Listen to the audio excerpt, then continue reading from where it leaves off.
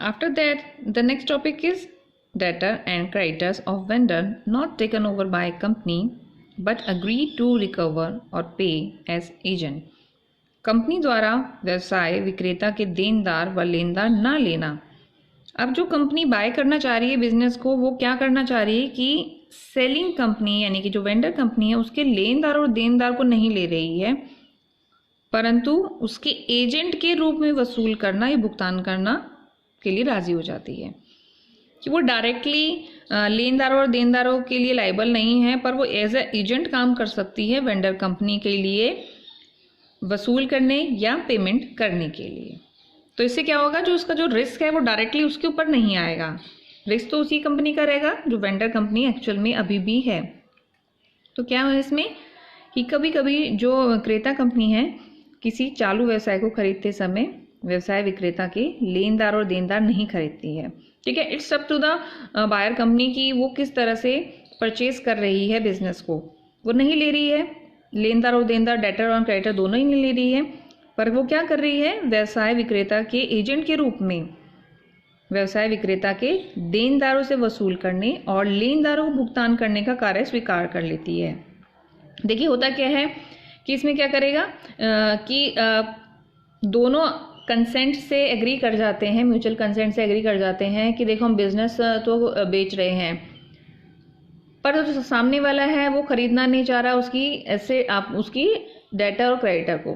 वो कह देता है कि देखो मेरा तो बिजनेस बंद होने वाला है, मैं मतलब आपको हैंड ओवर कर रहा हूँ, तो आप नहीं लेना चाह रहे हो पर आपको उनसे वसूली तो करनी पड़ेगी और पेमेंट भी करना पड़ेगा, तो आपको उसके लिए व्यवसाय विक्रेता से एक पारिश्रमिक यानी कमीशन भी वसूल कर सकती है, यानी कि एक कमीशन भी मिलेगा रिसीव करने के लिए। क्यों?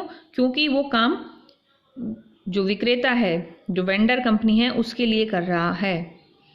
वो डायरेक्टली सामने नहीं आ रहा कि क्योंकि सपोज कल को पेमेंट करनी है, ठीक है, या वसूली करनी है, अगर ये देने से मना कर देते हैं अदर कंपनी की पेमेंट वसूली कर देने से मना कर देते हैं जितना उसको मिलना था क्रेता कंपनी को, तो उसकी डायरेक्ट रिस्पॉन्सिबिलिटी नहीं होगी, उसको कोई लॉस नहीं हो रहा एज अ एजेंट के रूप में काम करने पे, क्योंकि उसकी लायबिलिटी नहीं बन रही है पेमेंट और क्रेडिटर्स के लिए, पेमेंट और आपके रिसीवेबल के लिए।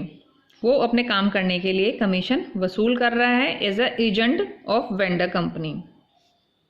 अब जो व्यवसाय है, व्यवसाय के विक्रेता के देनदारों एवं लेनदारों संबंधित कंपनी की पुस्तकों में आप एंट्रीज करेंगे, लेखा प्रविष्टि करेंगे। किसकी बुक्स में? विक्रेता के, जो वेंडर कंपनी है उसके देनदारों और लेनदारों से संबंधित कंपनी की पुस्तकों में लेखा प्रविष्टि करेंगे। तो इसमें क्या चीज़ मेंशन कर रखी है कि व्यवसाय जो विक्रेता के देनदारों और लेनदारों को क्रय नहीं करने पर, परंतु व्यवसाय विक्रेता के देनदारों से वसूल करने एवं व्यवसाय विक्रेता के लेनदारों को भुगतान करने का कार्य तो उसने स्वीकार कर लिया है। क्रेता कंपनी की पुस्तकों में अनेक प्रकार से लेखा किया जा सकता है।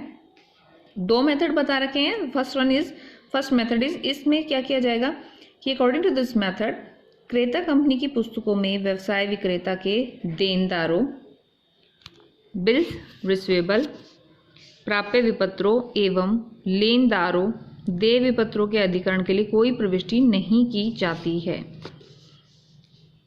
कैसे कि जो खरीदने वाली कंपनी है, जो क्रेता कंपनी है, उसकी बुक्स में वेंडर कंपनी के देनदार या रिसीवेबल या लेनदार या पेबल का जो अधिकरण किया गया है उसके लिए कोई प्रविष्टि नहीं की जाती है। केवल इसका विवरण, इसका एक विवरण, एक्सप्लेनेशन, ठीक है, इन सब चीज़ों के लिए कंपनी द्वारा जो मेमोरेंडम ऑफ बुक्स में लिखी जाएंगी। क्रेता कंपनी को व्यवसाय विक्रेता के देनदारों से जब जब वास्तविक रूप में जितनी वास्तविक रूप में राशि प्राप्त होती है तथा व्यवसाय विक्रेता के लेनदारों को कंपनी जब जब वास्तविक रूप में जितनी राशि का भुगतान करती है तब ही कंपनी की लेखा पुस्तकों में निम्नलिखित प्रविष्टियां की जाएंगी। देखिए जब जब उसको रिसीव होगा, ज़रूरी नहीं कि उसको ये रिस्पॉन्सिबिलिटी लेते ही रिसीव होना स्टार्ट हो जाए, कि उसने ले लिया है, स्वीकार कर लिया है काम करना एज ए एजेंट के रूप में, पर जब जब उसको मिलेगा तभी वो उसकी एंट्री करेगा, अदरवाइज वो अलग से सेपरेट बुक मेंटेन नहीं कर रहा। एक मेमोरेंडम बुक्स रख रहा है, पर जब जब उसको पेमेंट होगी या वो कर रहा है, जब उसको मिल रही है तब उसकी वो एंट्री कर देगा। तो व्यवसाय विक्रेता के देनदारों या बिल्स रिसीवेबल से डेटर या रिसीवेबल से राशि वसूलने पर पैसा आ जाएगा bank account debit to vendors adjustment account. अब यहाँ पर वेंडर अकाउंट नहीं है, वेंडर एडजस्टमेंट अकाउंट, क्योंकि उसने काम करना उसके बदले में स्वीकार किया है। Payment receive from vendor debtor and bills receivable. यहाँ एक चीज़ और ध्यान रखना है कि कंपनी ने व्यवसाय विक्रेता के देनदार लेनदार क्रय नहीं किए हैं। ठीक है, ये शुरू में भी बता दिया कि वो डायरेक्टली इस चीज़ को नहीं ले रहा है परचेज करने के टाइम पे, इसलिए इस विधि में क्रेता कंपनी की पुस्तकों में व्यवसाय के लेनदारों और देनदारों के खाते नहीं होते हैं। व्यवसाय विक्रेता देनदार कंपनी के देनदार नहीं है, अर्थात जिन देनदारों से राशि वसूल हुई है वे देनदार व्यवसाय विक्रेता के देनदार नहीं हैं। अब वो वेंडर के देनदार नहीं है, मतलब उसको एक एज अ एजेंट के रूप में अपॉइंट करके जो वेंडर कंपनी है वो भी फ्री हो जाती है, और जो बायर कंपनी है उसके ऊपर भी कोई डायरेक्ट लायबिलिटी नहीं होती है इन सब कामों के लिए। तो जो डायरेक्ट रूप से जो विक्रेता है वो विक्रेता के अब देनदार नहीं है। कंपनी व्यवसाय विक्रेता के एजेंट के रूप में इन देनदारों से राशि प्राप्त कर रही है। जो नई कंपनी है वो वेंडर कंपनी के एजेंट के रूप में इन देनदारों से राशि प्राप्त कर रही है, और व्यवसाय विक्रेता के देनदारों से राशि प्राप्त करने की प्रविष्टियां जो एंट्रीज हैं क्रेता के कंपनी की पुस्तकों में इस तरह से आप लिखोगे जैसे राशि कंपनी को व्यवसाय विक्रेता से ही प्राप्त हो रही है। ठीक है, व्यवसाय विक्रेता के लेनदारों और देय विपत्रों का भुगतान करने पर, ये जो था ये इसके बारे में बता रखा है कि इसको एंट्री किसी है, इसीलिए जिसने दिया उसका कहीं नाम मेंशन नहीं है। टू वेंडर एडजस्टमेंट अकाउंट है, बैंक अकाउंट डेबिट। इसी तरह जब आप पेमेंट करोगे क्रेडिटर्स की और बिल्स पेबल की, तो vendor adjustment account debit to bank account, payment made to vendor creditor and bills payable.